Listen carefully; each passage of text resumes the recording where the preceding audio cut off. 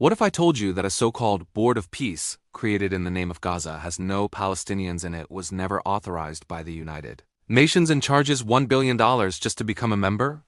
What if peace itself has been turned into a business model? Tonight, we expose how power politics, money, and geopolitics are reshaping Gaza, not for justice but for control.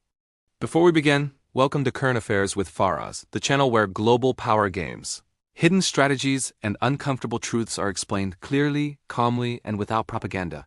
Here, we don't follow noise, we follow power.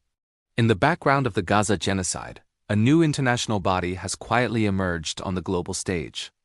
It calls itself the Board of Peace. It was officially announced in Switzerland, and around 25 countries have joined so far, including Pakistan and several Muslim-majority states. Israel is also a member. But here's the first and most important red flag. Not a single Palestinian is part of this board. Not in its executive committee, not in its national committees, not anywhere. Peace is being discussed, negotiated, and monetized, without the people whose land has been destroyed. Supporters of this board claim it is backed by the United Nations. That claim is false. UN Security Council Resolution 2803, passed in November 2025, did not authorize the creation of any new international body outside the UN structure. It merely welcomed temporary efforts to facilitate a ceasefire in Gaza and to monitor humanitarian aid and reconstruction strictly within the UN framework. It did not approve a new global institution. It did not allow paid memberships. It did not permit turning peace into a commercial venture. China and Russia did not even vote in favor of that resolution. They abstained because the framework was vague and drafted without consultation. This so-called Board of Peace goes far beyond what the resolution allows. From a legal perspective, this is a clear violation of international law. That is precisely why most countries refuse to join. Out of nearly 50 countries invited, the majority either openly declined or chose strategic silence. France, Russia, China, Norway, Sweden, and Denmark all stayed out. They understand exactly what this is. This is not a board of peace. This is a board of power, and power never asks for justice. It enforces interests. Now look at how this board is structured. At the very top sits Donald Trump himself as chairman, holding sole veto power. Below him are U.S. Secretary of State Marco Rubio, Trump's business partner Steve Cohen, his son-in-law Jared Kushner, former UK Prime Minister Tony Blair, and major global financiers and former World Bank officials. Once again, not a single Palestinian is present. All decisions flow downward. Trump can approve or reject any project alone. Member states have no real authority. National committees simply execute decisions already finalized at the top. This is centralized control, not international cooperation. And now comes the most revealing part. To join this board, a country or company must pay $1 billion. Membership lasts 3 years. Renewal costs another $1 billion. In return, members gain access to Gaza reconstruction contracts, waterfront real estate projects, and so-called economic redevelopment opportunities.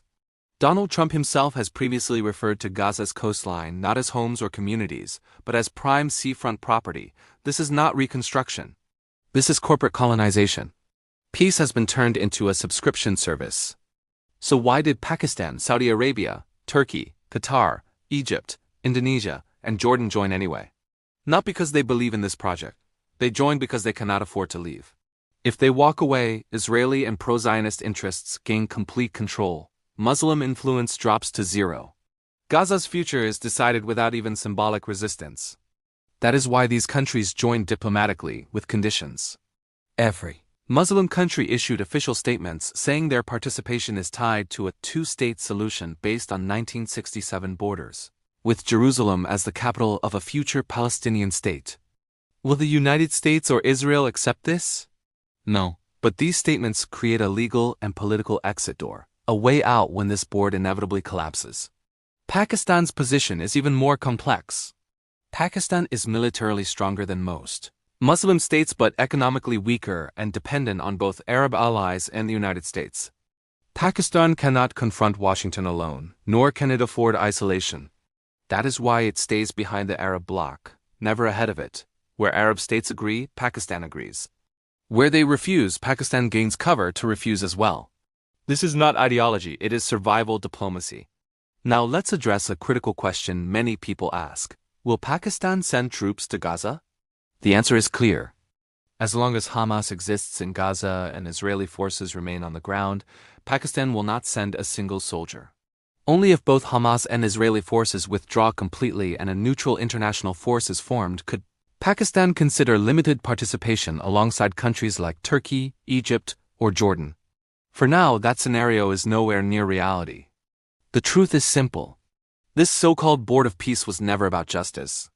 It is a business venture, a power consolidation tool, and a test of how far international law can be stretched. It will not last. History teaches us that peace imposed through profit never survives. Sooner or later, the world will be forced back into a real international framework, one where Gaza is rebuilt with Palestinians, not without them. Until then, remember this: when power talks about peace, always follow the money. If you found this analysis valuable, like, share and subscribe to Current Affairs with Faraz, where we decode the world beyond headlines. Stay informed. Stay critical.